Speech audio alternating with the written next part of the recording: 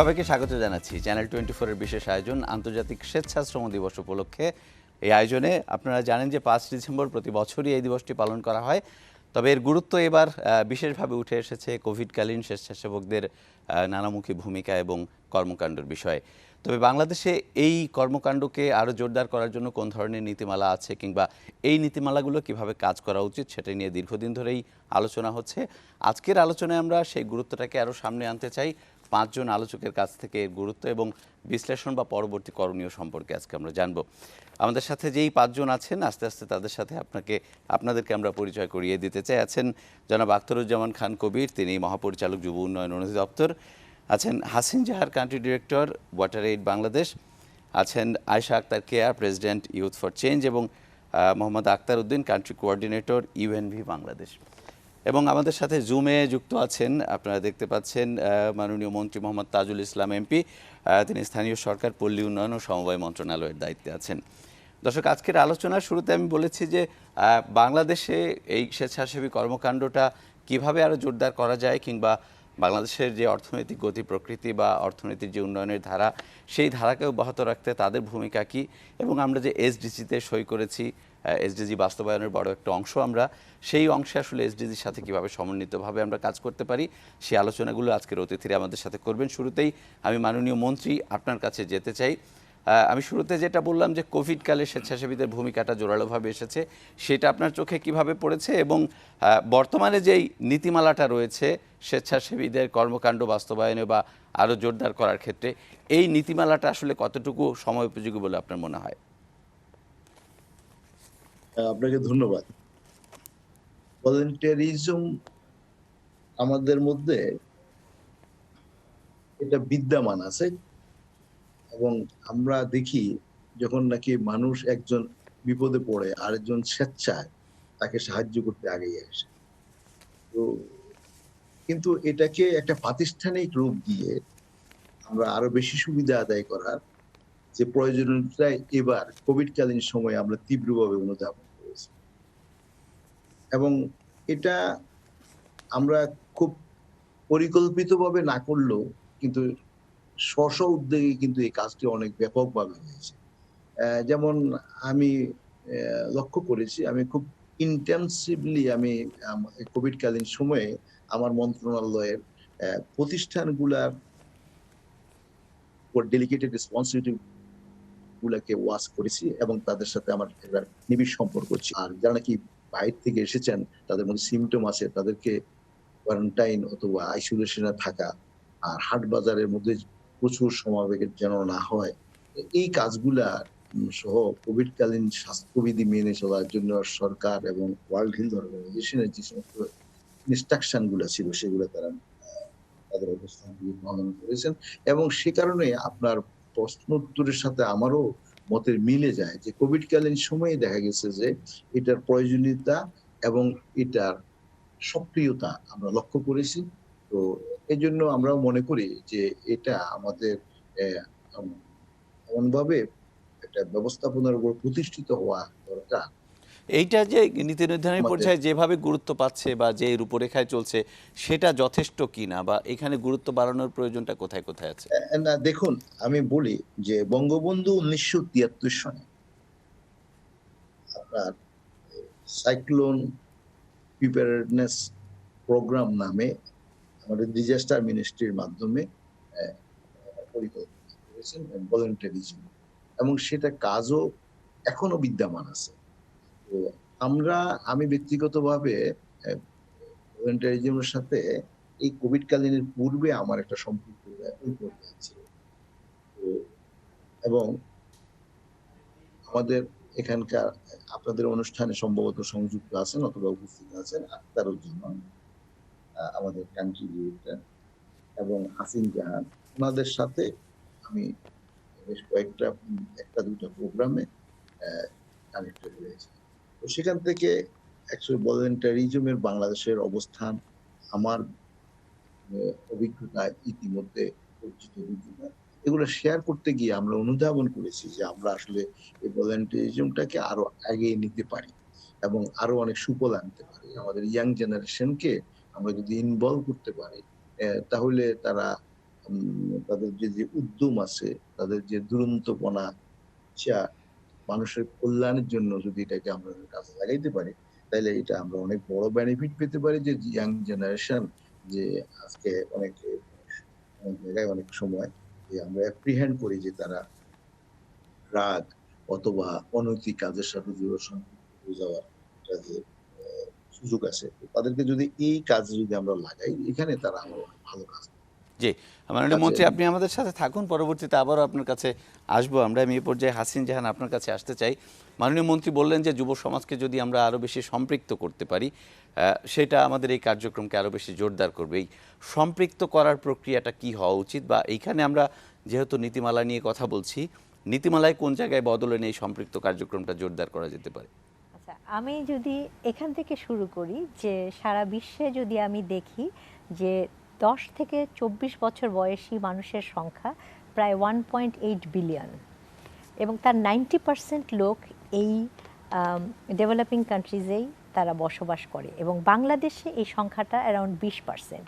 সুতরাং এই যুবশক্তিকে যদি আমরা কাজে লাগাতে পারি, তাহলে আমরা বুঝতে পারছি যে আমাদের অর্জন কতখানি হতে পারে, এবং বিশেষ করে এসডিজিতে আমরা অর্জন কতখানি করতে পারবো। এখন প্রশ্ন হলো যেটাকে আমরা কিভাবে সহজভাবে তাদেরকে কাজে লাগাতে পারি, সেটাই প্রশ্ন। 3টে বিষয় খুব ইম্পর্টেন্ট এই যুব সমাজকে কাজে লাগাতে হলে, এবং বিশেষ করে ভলেন্টিয়ারিজমকে প্রমোট করতে হলে। একটি হচ্ছে ট্রেনিং, দ্বিতীয় হচ্ছে রিটেনশন, তৃতীয় হচ্ছে রেকগনিশন। এই 3টি বাস্তবায়ন করতে গেলে আমাদের যেটা প্রয়োজন সেটা হচ্ছে একটা নীতিমালা। আমাদের এখন এই নীতিমালাটারই একটি প্রয়োজন, যেটি আমাদের এখন পর্যন্ত একটা ন্যাশনাল লেভেলে আমরা সেরকমভাবে একটি নীতিমালার মধ্যে আসতে পারিনি, কিন্তু মাননীয় মন্ত্রী মহোদয় এটার উদ্যোগ নিয়েছেন এবং আমরা সবাই মিলে এটা এখন তৈরি করার চেষ্টা করছি। এটা যখন তৈরি হয়ে যাবে এবং বাস্তবায়ন হবে, তখন এই দেশের যে যুব সমাজ এবং যুব সমাজের বাইরেও যারা ভলেন্টিয়ারিজমের সাথে নিজেকে সম্পৃক্ত করতে চান, তারা এই নীতিমালার আওতায় এসে প্রপারলি কন্ট্রিবিউট করতে পারবেন এবং রেকগনাইজড হবেন, এবং তারা কন্ট্রিবিউট করবেন, এবং তাদের কন্ট্রিবিউশনটা এসডিজিতে আমাদের গৃহীত হবে, এবং আমরা সবাই মিলে এসডিজি অর্জনের পথে এগোতে পারবো। ফাইন। আমরা জনাব আখতার উদ্দিন আপনার কাছে একটু আসতে চাই। ইউএনএ তো 1985 সালে এই দিনের গুরুত্ব তুলে ধরে এটা গৃহীত হয়েছে। তো আমরা কিন্তু বাংলাদেশে এই দিনের কার্যক্রম বলি বা এই জোরালো যে একটা প্রচারণা কিংবা এটাকে সামনে আনার জন্য যে বিষয় বা কার্যক্রম থাকা দরকার, সেটা ওইভাবে দেখি না। তো প্রথমত এই দিবসের গুরুত্বটা আপনি যদি একটু ব্যাখ্যা করতেন, এবং এটা কেন হচ্ছে না আপনার কাছে কি মনে হয়? ধন্যবাদ। আমি শুরুতেই এই অনুষ্ঠানের মাধ্যমে আমাদের হচ্ছে লক্ষ লক্ষ যে স্বেচ্ছাসেবক যারা অক্লান্তভাবে মানুষের জন্য কাজ করে যাচ্ছেন, আমি তাদের প্রতি আমার আন্তরিক কৃতজ্ঞতা এবং ভালোবাসা জানাই।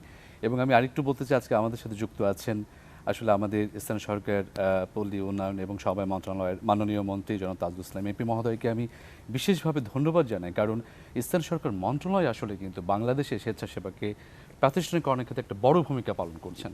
এবং যে প্রশ্নটি আপনি করেছেন যে 1985 সালের 17 ডিসেম্বরে মূলত আমাদের জাতিসংঘের সাধারণ পরিষদ আন্তর্জাতিক স্বেচ্ছাসেবক দিবস প্রণয়ন করেছিল 5 ডিসেম্বরে এটি পালন করার জন্যে।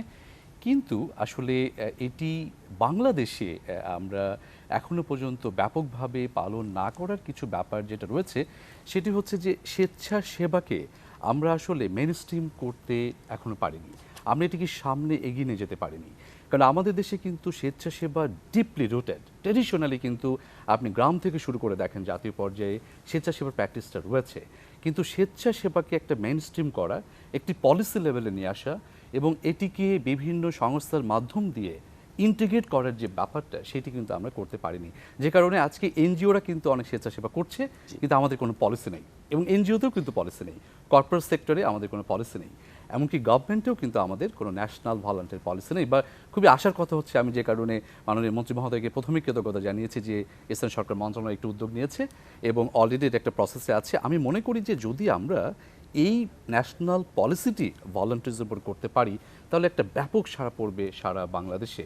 এবং আমরা কিন্তু তৃণমূল থেকে জাতীয় পর্যায়ে ভলান্টিয়ারদেরকে কীভাবে সংযুক্ত করতে পারি, তাদের প্রশিক্ষণ দিতে পারি, তাদেরকে রিটেনশন করতে পারি এবং একইভাবে তাদেরকে রিকগনাইজ করতে পারি, সেই প্র্যাকটিসটা কিন্তু আমরা তৈরি করতে পারবো। এবং আমি মনে করি তখনই কিন্তু আমরা আন্তর্জাতিক এই যে স্বেচ্ছাসেবক দিবস তখন অটোমেটিক্যালি কিন্তু আসলে এটি পালিত হবে। সামনে চলে আসবে। আশা আক্তারকে আপনার কাছে আসতে চাই, আপনি নিজেও একজন স্বেচ্ছাসেবী নিশ্চয়ই। তা আপনার কাছে এই করোনাকালীন অভিজ্ঞতাটা কীরকম মনে হয়েছে, এবং আমরা যদি আরও বেশি যুব সমাজকে এই কার্যক্রমে আনতে চাই, আপনার অভিজ্ঞতাটা কি বলে, আসলে কিভাবে তাদেরকে আনা যেতে পারে? ধন্যবাদ ভাইয়া। করোনাকালীন অভিজ্ঞতাটা সম্পূর্ণই ব্যতিক্রম ছিল আমাদের এই স্বেচ্ছাসেবা কার্যক্রমের মধ্য দিয়ে। আমরা এই সময়টা বিশেষভাবে লক্ষ্য করেছি যে সমাজের প্রান্তিক অঞ্চল থেকেও মানে যে যেখানে পেরেছে, যেরকম মুক্তিযুদ্ধের সময় যার যা ছিল তাই নিয়ে ঝাঁপিয়ে পড়েছে, ঠিক এই ক্রান্তি লগ্নে এই দুর্যোগের সময় কিন্তু স্বেচ্ছাসেবীরা যার যতটুকু সামর্থ্য ছিল যে যার জায়গা থেকে এগিয়ে আসার চেষ্টা করেছে। এবং আজকের সবার কথার মধ্য থেকে যে বিষয়টি উঠে আসছে যে একটি পলিসি ডেভেলপমেন্ট, একটি গাইডলাইন এটা যদি থাকতো, এবং আমরা কিন্তু এই চাহিদাটা সব থেকে বেশি অনুভব করেছি। আমরা কাজ করতে চাচ্ছি কিন্তু কিভাবে কাজ করব এটা জানছি না। প্রথম দিকে তো সবাই আতঙ্কগ্রস্ত ছিলাম, তারপর সচেতনতার জায়গা থেকে যখন আমরা দেখছি যে মিডিয়াতে কিছু বিষয়গুলো আসছে যে এই কাজগুলো করলে আমরা এই থেকে একটু প্রোটেকশন পাবো, একটু দূরে থাকতে পারবো, আমরা তখন ওই লেভেলের সচেতনতার জন্য কাজ করছি।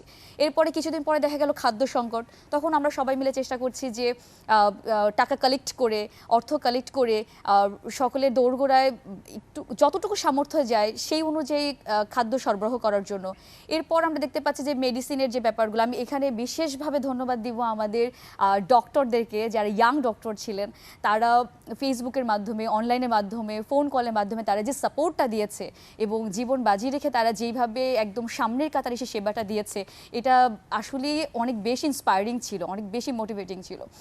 আর একটা কথা না বললেই নয়, আমাদের ইয়াংদের মধ্যে আমরা যে বিষয়টা দেখেছি, আমরা সবসময় পরিবারদেরকে ইনফর্ম করতে পারতাম না সেফটি সিকিউরিটি কনসার্নের জন্য। এরকম দেখেছি ভাইয়া যে অনেক স্বেচ্ছাসেবীরা ফ্রন্টলাইনে কাজ করতে যেয়ে নিজে করোনাক্রান্ত হয়েছে এবং তার পরিবারেরাও কিন্তু, পরিবার অন্যান্য সদস্যরা তার মাধ্যমে করোনাক্রান্ত হয়েছে, এবং এটা ছিল খুব টাচি। কিন্তু এই স্টোরিগুলো কিন্তু আমাদের সামনে আসেনি। তো আমি যদি বলি যে আমাদের এই স্বেচ্ছাসেবামূলক কার্যক্রমকে যদি সামনে এগিয়ে নিয়ে যেতে চাই, তাহলে আমার মূল যে জায়গাটা আমার কথা থাকবে যে এই সময়তে স্বেচ্ছাসেবীরা যেভাবে এগিয়ে আসছে, তারা কিন্তু সারা বছরই এরকম কাজ করার জন্য প্রস্তুত। তারা কিন্তু প্রপার জায়গাটা পায় না, স্কোপটা পায় না, সেই ইন্সপিরেশনটা পায় না। আমরা যদি তাদেরকে ইনভলভ করতে পারি, তাদেরকে প্রপার একটা গাইডলাইনের মধ্য দিয়ে আনতে পারি, তাহলে এই কার্যক্রমটা আমরা সারা বছর ব্যাপী ছেলেমেয়েদের মধ্য দিয়ে পরিচালনা করতে পারি। এবং এই কার্যক্রমে যদি আমরা সম্পৃক্ততা অনেক বেশি বাড়াতে চাই, তাহলে কয়েকটা বিষয় আমরা যদি একটু মাথায় রেখে মনে হয় যে আমাদের সম্পৃক্ত করা একটু সহজ হতে পারে। যেমন প্রাইমারি এডুকেশন পর্যায় থেকে যদি আমরা স্বেচ্ছাসেবী মনোভাবটা তৈরি করার চেষ্টা করি, এডুকেশন পর্যায় থেকে। আমি এখানে একটা উদাহরণ টানবো। ডেনমার্কে একটা কার্যক্রম আছে, সম্ভবত ওয়ার্ক বেস ওয়ার্কশপ এই টাইপের। ওরা একদিনে বিভিন্ন জায়গায় ওরা কাজ করে, এরকমই বলা থাকে যে ওরা একদিনের জন্য কাজ করবে এবং ওরা যেখানে যায় তাদেরকে ওই অগ্রাধিকারটা দেওয়া হয়। এবং একদিনে ওরা যে আর্নটা করে সেটা যারা মানে উন্নয়নশীল যে দেশগুলো আছে তাদের ওখানে যেখানে প্রয়োজন তারা ওই অর্থটা, একদিন উপার্জিত অর্থটা তারা সেখানে ডোনেট করে। তো এই যে একটা চমৎকার একটা কালচার, আমরা কিন্তু চাইলে এটা ফলো করতে পারি যে আমাদের শিশুরা, আমাদের ইয়াং জেনারেশনে যদি এইভাবে একদিনের সেবার শ্রমের অর্থটা যদি আমরা যেখানে প্রয়োজন সেখানে, তাহলে আমরাই কিন্তু আমাদের জন্য স্বনির্ভরতা তৈরি করতে পারছি। আরেকটা বিষয় হলো যে স্বেচ্ছাসেবা মনোভাবটাকে প্রমোট করার জন্য আমাদের ভেতর থেকেই যদি এরকম কিছু ইনিশিয়েটিভ নেওয়া যায় যে আজকে এই স্কুল, আজকে এই কলেজ, আজকে এই সংগঠন একটি সেবামূলক কাজ করবে বা এই ধরনের অ্যাক্টিভিটিস করবে, তারা অন্যদেরকে সম্পৃক্ত করবে, এভাবে কিন্তু আমরা স্বেচ্ছাসেবা বিষয়টাকে প্রমোট করতে পারি। আমি আরেকটুখানি বলতে যাচ্ছিলাম, মিডিয়া ফোকাস এখানে আমার কাছে মনে হয়েছিল অনেক বড় একটা ব্যাপার। একটা পর্যায়ে কিন্তু আমরা স্টার বলতে বুঝতাম যে চলচ্চিত্রের যারা আছেন তারা, কিন্তু এখন কিন্তু আমরা স্টার, ইয়াং স্টারদের দেখতে পাচ্ছি। যেমন কিছুদিন আগে সাদাত একটা অ্যাওয়ার্ড পেলেন, এই যে জয় বাংলা ইয়ুথ অ্যাওয়ার্ড দেওয়া হলো, আলহামদুলিল্লাহ আমার সংগঠনটা তার মধ্যে ছিল। তো এইগুলো কিন্তু আমাদেরকে ইন্সপায়ার করে। তো যদি আমরা এইভাবে অ্যাওয়ার্ড দেওয়া বা রিকগনিশনের যে জায়গাটা, যদি আমরা ইয়াং জেনারেশনটা কিন্তু অর্থ চায় না, ইয়াং জেনারেশনটা কিন্তু অনেক বড় বড় সাপোর্ট চায় না, তারা সামান্য একটু স্বীকৃতি, যে একটা সার্টিফিকেট, একটা অ্যাওয়ার্ড একটু সামনে কাতারে নিয়ে আসা, এবং এটা কিন্তু অন্য ইয়ুথদেরকে মোটিভেট করে, সামনে কাতারে কাজ করতে আসার ক্ষেত্রে মোটিভেট করে।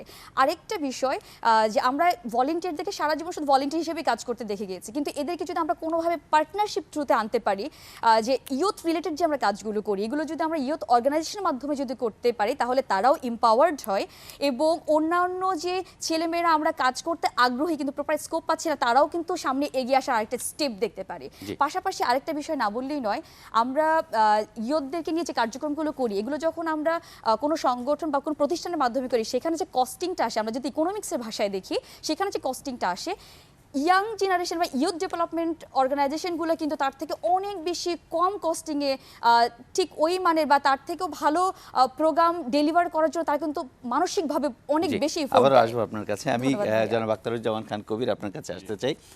তিনজনের আলোচনা শুনলেন, মাননীয় মন্ত্রীর পর্যবেক্ষণও শুনলেন। সবার কাছ থেকেই কিন্তু একটাই চাওয়া, বা এটা অভিযোগ না, এটা একটা অপ্রাপ্তি অবশ্যই, যে সুনির্দিষ্ট কোনো নীতিমালাটা নাই আমাদের এই ভলেন্টারি কার্যক্রমটা এগিয়ে নেওয়ার ক্ষেত্রে। সরকার এটা নিয়ে কি ভাবছে, এবং করোনাকালে আপনাদের যে অভিজ্ঞতাটা হলো, এইটার প্রেক্ষিতে কোনো ধরনের কোনো সিদ্ধান্ত বা কোনো রূপরেখা বা কোনো পরিকল্পনা আছে কিনা মাথায়? আপনাকে অসংখ্য ধন্যবাদ।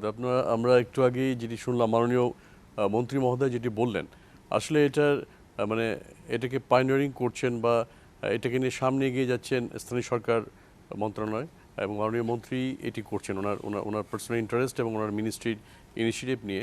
একই সাথে ইউএন বাংলাদেশ এবং ওয়াটার এইড, আমরা যারা যুব উন্নয়ন অধিদপ্তর থেকে, আমাদের মিনিস্ট্রি যুব ক্রীড়া মন্ত্রণালয়, আমরা কিন্তু পার্টনার হিসেবে কাজ করছি। আমরা সবাই মিলে কিন্তু একই টোনে কথা বলছি। আপনি যদি লক্ষ্য করুন, দেখবেন যে ইভেন আমাদের যে ভেরি ইয়াং যারা ভলান্টিয়ার, বিশেষ করে আয়েশা এখানে এলেন, আয়েশা যে কথাগুলো বলেছেন, সব কথাগুলোই নিয়েই কিন্তু এই যে আমাদের যে স্বেচ্ছাসেবী যে মানে আমাদের যে ন্যাশনাল ভলান্টিয়ার পলিসি যেটা হচ্ছে, সবগুলোই কিন্তু এই ইকোগুলো, এই সমস্ত চাওয়াগুলো কিন্তু অ্যাকোমোডেট করা হবে।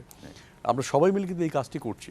আজকে স্টুডিওতে আপনারা যে আমন্ত্রণ জানিয়েছেন এই আয়েশাকে, ও কিন্তু আসলে বেসিক্যালি ইউথদের যে কথাটা, ভয়েসটা, সেটি সেটাকে রেজ করেছে। আমরা কিন্তু, আপনি লক্ষ্য করবেন যে মাননীয় মন্ত্রী, আমাদের ওয়াটার এইডের হাসিনা আপা থেকে শুরু করে ইভেন বাংলাদেশের আখতার ভাই যে কথাগুলো বললেন, আমরা কিন্তু এমন কোনো কথা বলিনি যে কথাগুলো আয়েশার সাথে যায় না।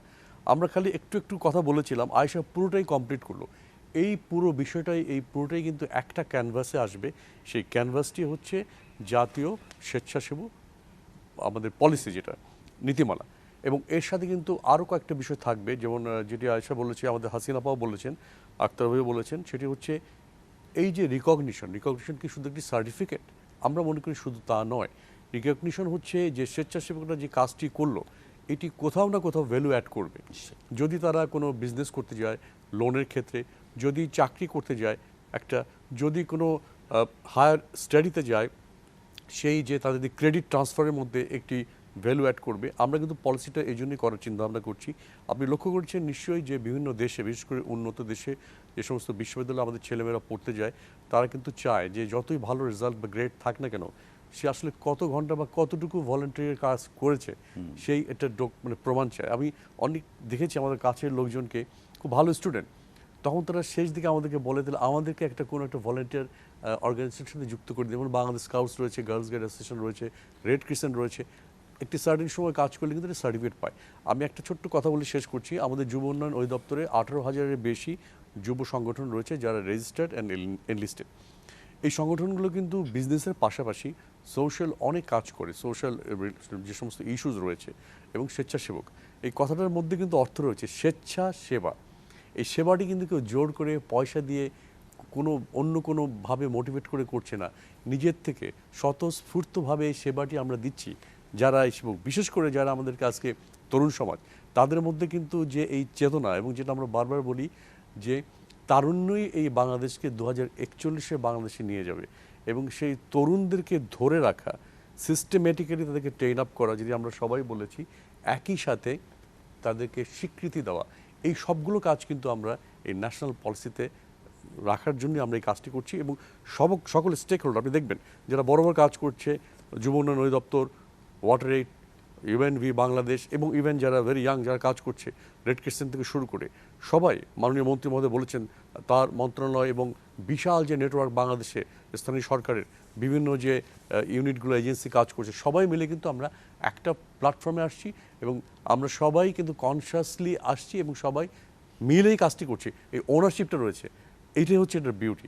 জি, আমি একটু মাননীয় মন্ত্রী আপনার কাছে আবারও আসতে চাই। আমার আরেকটা প্রশ্ন আছে, যে এখানে বক্তারা যেটা বললেন, সবারই ছোটোখাটো কিছু প্রত্যাশা আছে, এবং প্রত্যাশা একটাই একটা সুনির্দিষ্ট নীতিমালা এবং যারা কাজ করছেন তাদেরকে ছোটোখাটো স্বীকৃতি দেওয়া, এটা নিশ্চয়ই সরকার সেটা ভাবছে। তো সেই প্রক্রিয়াটা কি? এবং আমরা তো এসডিজি বাস্তবায়নে মোটামুটি সামনের কাতারে রয়েছি গেল 4-5 বছরের যদি আপডেটটা আমরা দেখি, তো এই স্বেচ্ছাসেবী কার্যক্রমটা আমাদের এসডিজি বাস্তবায়নে আরও কতটা ভূমিকা রাখতে পারে? আমার কাছে খুব ভালো লেগেছে, খুব চমৎকার আলোচনা হয়েছে। ন্যাশনাল পলিসি দরকার এই বিষয়টা আমি মনে হয় যেন আমাদের এখানে ভলেন্টারিজমের কান্ট্রি ডিরেক্টর আক্তার জামান সাহেবের সাথে যখন নাকি আমি সম্ভব আমাদের দুজন সচিব সহ ছিল তখন আমি জানলাম যে এটা আসলে ওই ফর্মে আমাদের নাই। তো তখন আমি বলেছিলাম, তখন ওনারাই আমাকে অনুরোধ করলেন। এরপর আরেকটা সভা করে আমরা পরে পলিসি করার জন্য একটা সিদ্ধান্ত নিই এবং সেই অনুযায়ী আমাদের কাজ করছি। তো এখানে একেবারে সঙ্গত বিষয়টা হলো যে আমাদের সবসময় তরুণরাই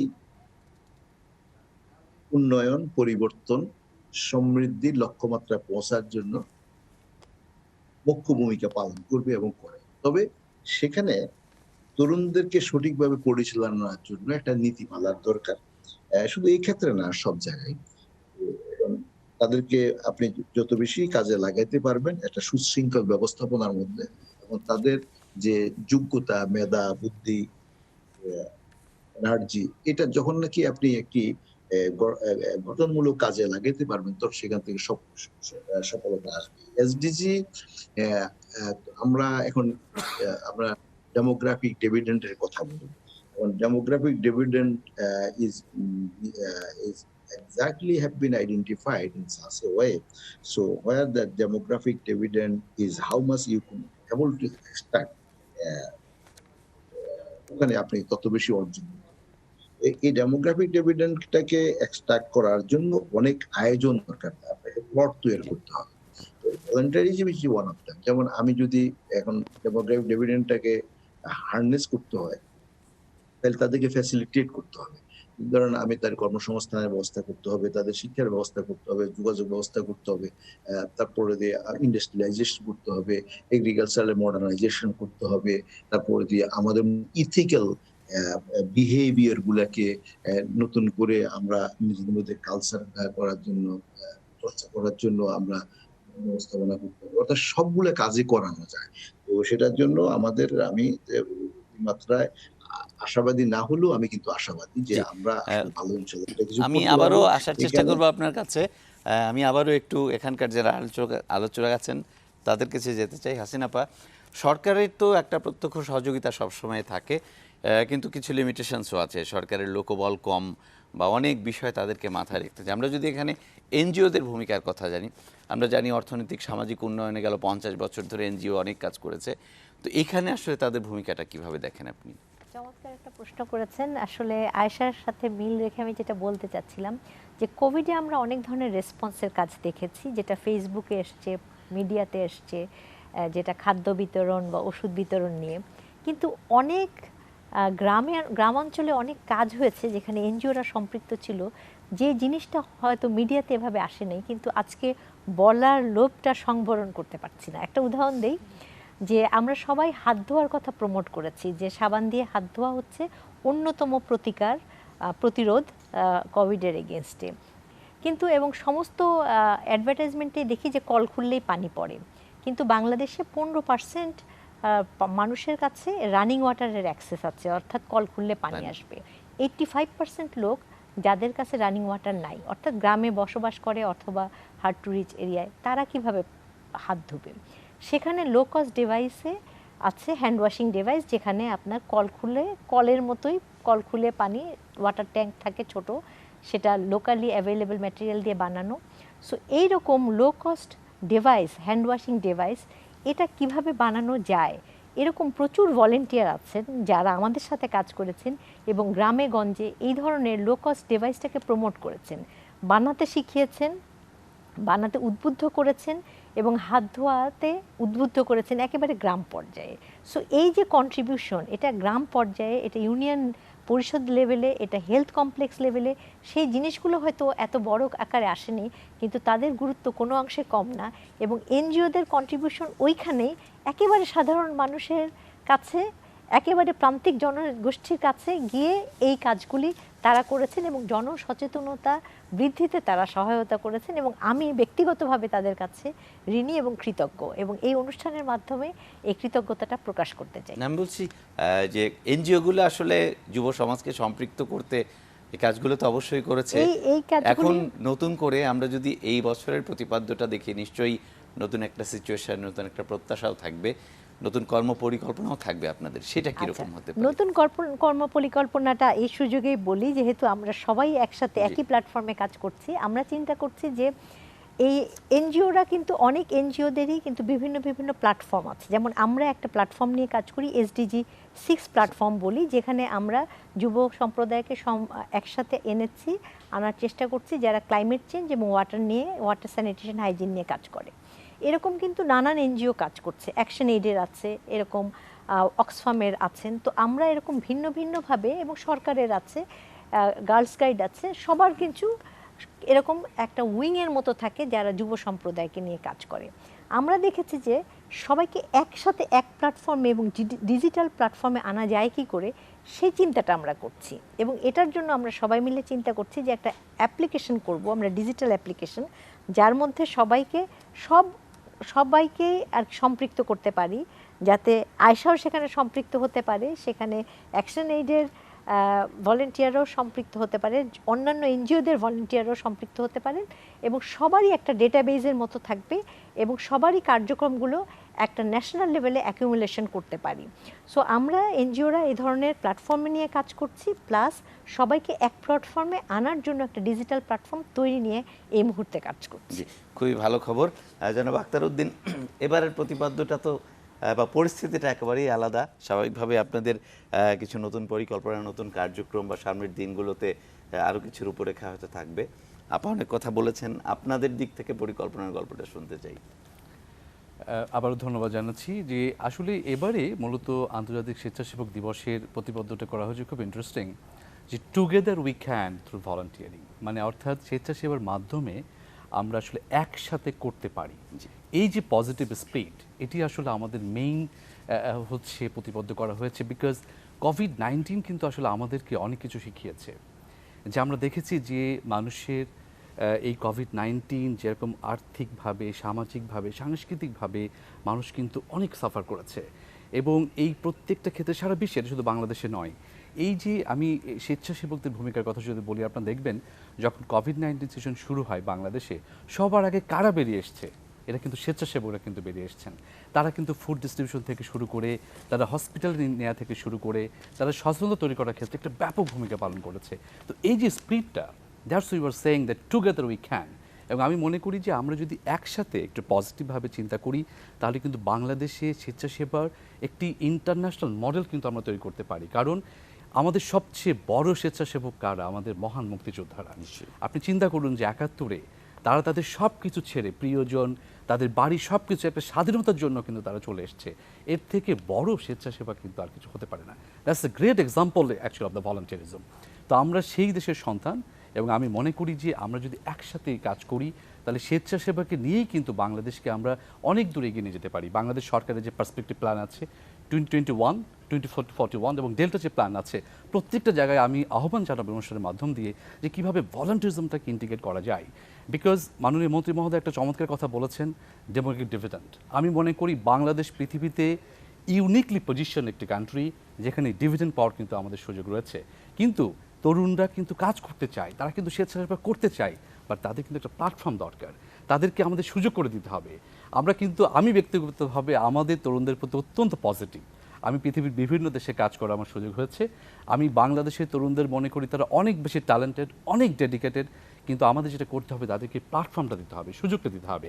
এবং যদি আজকে আমরা এই জাতীয় ভলান্টিয়ার নীতিমালাটি বাস্তবায়ন করতে পারি, তাহলে আমি মনে করি যে সারা বাংলাদেশে আমাদের যে একটি ইনেবলিং এনভায়রনমেন্ট তৈরি হবে, যেটি হাসিনা আপা বলছিলেন যে ডিজিটাল ডাটাবেস, সেটার মাধ্যম দিয়ে শুধুমাত্র কিন্তু ডিজাস্টার বা ফ্লাডের সময় বা ক্রাইসিসের সময় কিন্তু স্বেচ্ছাসেবক নয়, সারা বছর যাতে আমরা বছরই এটা। স্বেচ্ছাসেবকদেরকে নিয়োগ করে আমি মনে করি যে এটি শুধুমাত্র দেশের উন্নয়নের জন্য নয়, আপনি দেখবেন যে আমাদের পজিটিভ ভ্যালুস তৈরি করার ক্ষেত্রে, নেক্সট একটা বেটার জেনারেশন তৈরি করার ক্ষেত্রে একটি বড় ভূমিকা পালন করবে। ধন্যবাদ। আবারও কে আপনার কাছে আসতে চাই, যে আপনি নিজে যেহেতু মাঠ পর্যায়ে দৌড়াদৌড়ি করেন সবসময়, মাঠের অভিজ্ঞতাটা আপনার কাছে আসলে সবচেয়ে ভালো আমার জানার কথা। তো এই যে যদি আমরা এই একটা ভালো প্ল্যাটফর্ম দিতে পারি, একটা ভালো পথ দেখিয়ে দিতে পারি, আপনার কি মনে হয় স্বেচ্ছাসেবকদের মাধ্যমে কোন ধরনের পরিবর্তন সমাজে আসতে পারে? ধন্যবাদ ভাইয়া। প্রথমে আমি কৃতজ্ঞতা জানাচ্ছি। সকলে আলোচনা শোনার পর আমার এতটাই ভালো লাগছে আমি বলে বোঝাতে পারবো না। প্রকৃত অর্থে বাংলাদেশ একটি তরুণ বান্ধব দেশ, এবং ভাইয়া মুক্তিযুদ্ধের কথা বললেন। এই বিষয়গুলো আমাদেরকে সত্যি অনেক বেশি অনুপ্রাণিত করে। আমাদের পূর্বের ইতিহাসটা এতটাই গর্বের, পিছনে ফিরে তাকালে আমরা অনেক বেশি একটি উচ্ছ্বাস অনুভব করি কাজ করার জন্য। আজকে যে আলোচনার মধ্য থেকে যে বিষয়গুলো উঠে আসলো, এটি যদি সত্যিকারে বাস্তবায়ন সম্ভব হয়, আমার মনে হয় যে আমরা অনেক স্মুথলি এগোতে পারবো। আমরা যে স্ট্রাগলগুলো ফেস করছি, আমাদের নেক্সট জেনারেশন যারা ভলেন্টিয়ারিজমে আসতে চায় তারা অনেক বেশি অনুপ্রাণিত হবে এবং তারা অনেক সহজে কাজগুলো করতে পারবে বলে আমরা বিশ্বাস করছি। হাসিন আপা যেটা বললেন যে একটা ডিজিটাল প্ল্যাটফর্ম করার কথা যেখানে সবাই কানেক্টেড থাকবে। আমরা ন্যাশনাল হেল্পলাইন দেখছি 109 999, এখানে কল করলে যেটা হচ্ছে যে আমার রিলেটেড যে সাপোর্টটা দরকার তারা সেখানে আমাকে কানেক্ট করে দিচ্ছে, যেমন পুলিশ বা যদি অ্যাম্বুলেন্স প্রয়োজন হয় অথবা আমার যে ধরনের সাপোর্ট দরকার সেই জায়গাটা আমাকে কানেক্ট করে দিচ্ছে। এরকম যদি প্ল্যাটফর্মটা তৈরি করা সম্ভব হয় যে ইয়ুথদের সাপোর্টের জন্য স্পেশালি, যে আমি ওই হটলাইনটা কল করলে আমার যে ধরনের সাপোর্ট প্রয়োজন, যে আমার এই কার্যক্রমটা চালিয়ে নিয়ে যাওয়ার জন্য আমার স্কিল ডেভেলপমেন্টের প্রয়োজন, সেক্ষেত্রে যদি যারা ভালো ট্রেনিং করাচ্ছে বা যারা আমাকে স্কিল ডেভেলপমেন্টে সহযোগিতা করতে পারবে তাদের সাথে আমাকে কানেক্ট করে দিল। আমার একটা কাজ করতে যে আমার কিছু ফান্ডের প্রয়োজন, যে এইটুকু ছাড়া আমি একদমই এগোতে পারছি না। তো যারা যে ধরনের এনজিও বা গভর্নমেন্ট অর্গানাইজেশন বা যারা ফান্ড করতে প্রস্তুত, বা অনেকেই আছে যে ফান্ড করতে চায় বাট প্রপার চ্যানেলটা পায় না, প্রপার বিশ্বস্ততার জায়গা, রিলেভেল জায়গা না পাওয়ার জন্য সেখানে ফান্ডটা দেওয়া যায় না। তো তারা যদি সেখানে আমাকে কানেক্ট করে দেয় তাহলে ওই কার্যক্রমটা কিন্তু আমি খুব সহজেই করতে পারি। আবার আরেকটি বিষয়, যেসব ছেলেমেয়েরা আমাদের ডেভেলপমেন্ট সেক্টরে পড়াশোনা করছে, তারা পড়াশোনা শেষ করেই কিন্তু চায় কোনো কিছুর সাথে কানেক্টেড হতে বা ওই চলাকালীন সময় তার এক্সপিরিয়েন্সটা গ্যাদার করতে চায়। আমরা দেখতে পাই যে প্রফেশনালি যখন কেউ একটা ইয়াং জেনারেশন পরে তো একটা প্রফেশনাল ক্যারিয়ার ডেভেলপমেন্টের একটা ব্যাপার থাকে, সেখানে কিন্তু এক্সপিরিয়েন্স চায়। তো জাস্ট পড়াশোনা শেষ করে সে কীভাবে অভিজ্ঞতাটা দেখাবে, যেখানে স্যার অ্যাড করেছিলেন, আক্তার স্যার, ধন্যবাদ স্যার, কৃতজ্ঞতা জানাচ্ছি স্যার। তো এই জায়গাটা যদি আমাদের এই এক্সপিরিয়েন্সগুলো অ্যাড হয়, যে ভলেন্টিয়ার এক্সপিরিয়েন্সটাকে যদি প্রায়োরিটি দেওয়া হয় এবং সেই এক্সপিরিয়েন্সের যদি একটা স্কোপ তৈরি করে দেওয়া যায়, যে আমি ক্লাইমেট চেঞ্জের উপর পড়াশোনা করেছি, আমি এই রিলেটেড বাংলাদেশে যারা ভালো কাজ করছে তাদের সাথে আমাকে কানেক্ট করে দিল। অর্থাৎ এমন একটি প্ল্যাটফর্ম, এমন একটি স্কোপ তৈরি করা যে আমার যে চাহিদাটা, আমার যে প্রয়োজনটা বা আমার যে স্বেচ্ছাশ্রমের যে ক্ষুধাটা আমার ভিতর জাগ্রত হলো, এইটা যেন আমি প্রপার ওয়েতে, প্রপার চ্যানেল এবং সঠিক উপায়ে করতে পারি। কারণ যেহেতু আমরা ইয়াং জেনারেশন, আমাদের ভেতরে তারুণ্যের প্রদীপ্ত সবসময় যে একই ধারায় যাবে বিষয়টা এরকম নয়। তো আমি সবসময় আমার টিম মেম্বারদেরকে বলি যে আমাদের স্বপ্ন অনেক বড় থাকবে, আমাদের ইচ্ছাটা অনেক বড় থাকবে, আমরা অনেক বড় বড় ড্রিম দেখবো, বড় বড় কাজ করতে যাব, আমাদের মাথা উঁচু করার ইচ্ছাটা থাকবে, কিন্তু আমাদের পা যেন মাটিতেই থাকে। অর্থাৎ আমরা যে কাজই করি না কেন আমরা যেন অবনত থাকি, নত থাকি, আমরা যেন আন্তরিক থাকি কাজগুলোর প্রতি। এই বিষয়গুলো আমি আমার টিম মেম্বারদেরকে সবসময় বলার চেষ্টা করি।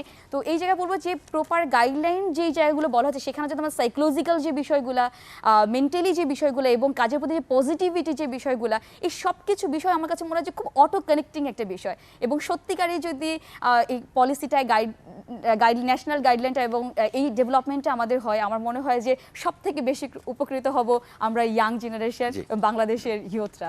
ধন্যবাদ আপনাকে। জনাব আখতারুজ্জামান খান কবির, আমাদের তো উন্নয়নশীল দেশ, আমরা আমাদের স্বাভাবিকভাবেই একটা উন্নয়নের ক্ষুধা রয়েছে, অর্থনৈতিক একটা ক্ষুধা রয়েছে। তো আপা যেটা বলছিলেন যে বড় একটা জনগোষ্ঠী, এখন আমরা ডেমোগ্রাফিক ডিভিডেন্ডের সুবিধা ভোগ করছি, তো এই সুবিধাটা তো সারা জীবন থাকবে না। তো এই অর্থনৈতিক ক্ষুধা মিটিয়ে আসলে স্বেচ্ছাসেবকদেরকে বা স্বেচ্ছাশ্রমটাকে আরও কীভাবে প্রাতিষ্ঠানিক রূপরেখা দেওয়া যায় এবং এর মাধ্যমে আসলে অর্থনীতিটাকে কীভাবে সম্পৃক্ত করা যায়, আপনার কি মনে হয়?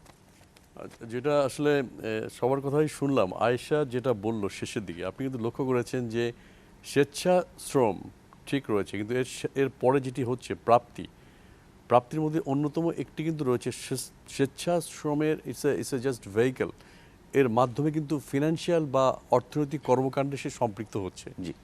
অন্যভাবে স্বেচ্ছাশ্রম দিয়ে নয়, কিন্তু এর মাধ্যমে সে কিন্তু যে সমস্ত এভিনিউগুলো ওপেন হচ্ছে, কোথাও না কোথাও কিন্তু অর্থনৈতিক যে সেই অংশটুকু বা সে যে অর্থনৈতিক মিলে যাচ্ছে সেটা। জীবনে সে প্রবেশ করছে। তো আমরা মনে করি যদি যুবরা অধিক সংখ্যক স্বেচ্ছাশ্রমে অংশগ্রহণ করে, তাহলে কিন্তু তারা ডিফারেন্ট যে সমস্ত উইন্ডোগুলো রয়েছে সেগুলো খুলে যাবে, স্পর্শ করতে পারবে এবং পুরো পৃথিবীকে, পুরো বাংলাদেশকে দেখতে পাবে ডিফারেন্ট সেক্টরে। তখন কিন্তু সে তার অপরচুনিটি কোথায় রয়েছে সেই সুযোগটি সে খুঁজে পাবে এবং সেটি অ্যাভেল করতে পারবে বলে আমি বিশ্বাস করি। দ্বিতীয়ত যে কথাটি হচ্ছে, শুধু স্বেচ্ছাশ্রম কিন্তু যথেষ্ট নয়, কিন্তু স্বেচ্ছাশ্রম কেন প্রয়োজন? জাতীয় স্বেচ্ছাসেবক বা স্বেচ্ছাশ্রমের জন্য যে পলিসি আমরা করতে যাচ্ছি, সেটি কেন করতে যাচ্ছি? আপনি দেখেন বিচ্ছিন্নভাবে অনেক কাজ হয়েছে। আমি যদি কোভিডকে মাথায় রাখি, তাহলে দেখতে পাবো কোভিডের সময় সবাই কাজ করছে, কিন্তু একটা সার্টিন জায়গায় কিন্তু খানিক থমকে যাচ্ছে। কারণ ন্যাশনাল যে গাইডলাইন বা পলিসি বা কোনো আসলে কোন ইনস্ট্রাকশন তারা ফলো করবে, বিভিন্ন জায়গা থেকে ডিফারেন্ট ইনস্ট্রাকশন দেওয়া হচ্ছিল, বিশেষ করে হেলথ রিলেটেড, হেলথ প্রোটোকল থেকে শুরু করে সেফটি, সিকিউরিটি, অনেক কিছু, কী সরঞ্জাম তারা ব্যবহার করবে, আসলে হাত ধোয়া এবং হ্যান্ড স্যানিটাইজার থেকে শুরু করে মাস্ক, 3 লেয়ার মাস্ক থেকে শুরু করে কাপড়ের মাস্ক ভালো নাকি সার্জিক্যাল মাস্ক, পিপি আপনার নিশ্চয়ই লক্ষ্য করেছেন ইনিশিয়াল স্টেজে পিপি পরে রাস্তায় বেরিয়ে গিয়েছে মানুষজন। তো এই যে এটা হয় আসলে, এই যে হিকাপগুলো থাকে, তো আমরা যদি এরকম ন্যাশনাল মানে ভলেন্টিয়ার পলিসি যদি একটা থাকে, সেখানে কিন্তু একটা বডি থাকবে যারা এই বিষয়গুলো মনিটর করবে। এবং যেটা সবচেয়ে ইম্পর্টেন্ট, আয়শা যে কথাটা বললো, একটা সার্টেন স্টেজে এসে কিন্তু তারা খানিকটা বিভ্রান্ত হয়ে যায়, দিশা হারিয়ে ফেলে যে আসলে আমার এই জিনিসটি প্রয়োজন। এই যে তার মধ্যে একটা খানিক ডিমোরালাইজ হয়ে যায়, এইটিকে যাতে করে না হয়, তাকে ইন্সপায়ার করার জন্য একটা স্পেসিফিক গাইডলাইন যদি থাকে, তাহলে কিন্তু একটা বডি তারা সরাসরি এর মাধ্যমে কিন্তু ওদেরকে সাপোর্ট করতে পারবে। আর বড় একটা জিনিস যেটা আমরা আজকে এখানে বসছি, আমি প্রথমে বলেছিলাম কোলাবোরেশন। হাসিনাপা যিনি বললেন এনজিওরা চমৎকার একটি কাজ করতে যাচ্ছে, বিশেষ করে ডিজিটাল প্ল্যাটফর্ম ক্রিয়েট করতে যাচ্ছে। আমি মনে করি শুধু এনজিও বা যারা যুব সংগঠন বা তরুণ সংগঠন কাজ করছে তারা না, সরকারেরও যে সমস্ত সংস্থা কাজ করছে স্বেচ্ছাসেবকদের নিয়ে বা এই ধরনের কাজ, তারাও নিশ্চয়ই অ্যাক্সেস পাবে, সবাই অ্যাক্সেস পাবে। দ্বিতীয় যে কথাটি বলি সেটা শেষ করছি, আপনি লক্ষ্য করেছেন যে এসডিজি নিয়ে আমরা কথা বলছি, এসডিজির ডিফারেন্ট টার্গেট বা উদ্দেশ্যগুলো, লক্ষ্যগুলো আমরা অর্জনের জন্য একসাথে কাজ করছি। সেখানে কিন্তু একটি কথা বারবার বলা হয়েছে, সরকারের বাইরে যারা রয়েছে, বেসরকারি স্বেচ্ছাসেবী প্রতিষ্ঠান থেকে শুরু করে আন্তর্জাতিক যারা যে সমস্ত সংস্থা রয়েছে, সিভিক সোসাইটি, একাডেমিয়া, সবাই মিলে কিন্তু কাজ করবে।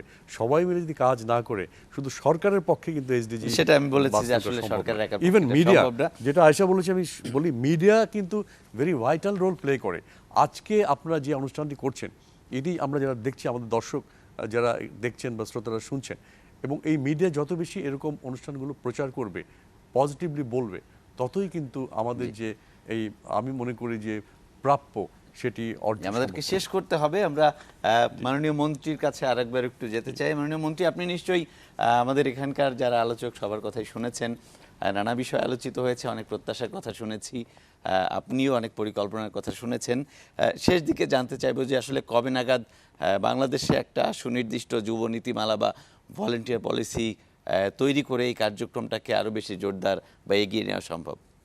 আমি মনে করি যে নীতিমালাটা তৈরি করার জন্য আমরা ইতিমধ্যে কাজ আরম্ভ করছি। এখানে কতগুলো ভালো ভালো কথা এসেছে, আমি সবগুলো কথার মধ্যে অনেক অর্থবহ, এবং যে কালেকটিভলি আমাদেরকে এফোর্ট দিতে হবে, এবং আমাদের অষ্টম 5 ইয়ার্স প্ল্যান যেটা আমরা ইতিমধ্যে কমপ্লিট হয়েছে, সেখানেও আমরা খুব সিরিয়াসলি পার্টিসিপেশনের কথা বলা হয়েছে।